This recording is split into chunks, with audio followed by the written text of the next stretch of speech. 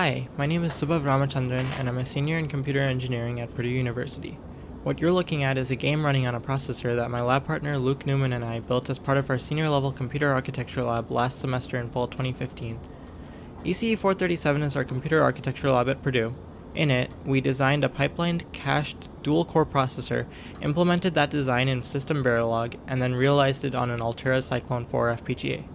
Each station in the lab is equipped with a TerraSIC DE2-115 development board. Unfortunately, the only thing we ever got to see our processor do in lab was give us a memory dump after running a program for a split second. Kinda boring. So I wanted to see all of that effort used in a more interactive way, so I decided to add memory mapped access to some of the other features of the board. Specifically, I added logic to access the switches, buttons, and 7-segment displays, and I designed a simple graphics controller that sits on the memory bus alongside our processor. The display output from the graphics controller is a 1024 by 768 16-bit color VGA signal, and it uses a single pixel buffer on an off-chip SRAM. For the most part, the graphics controller just lets us write a single pixel to the display, but there's also hardware-accelerated character output that can print ASCII characters from a font ROM in hardware. For this project, I ended up using a version of our processor which is pipelined, but which doesn't have the cache and which only has one core. Because of the way our processor design is implemented on the FPGA, using a cache would have actually slowed things down.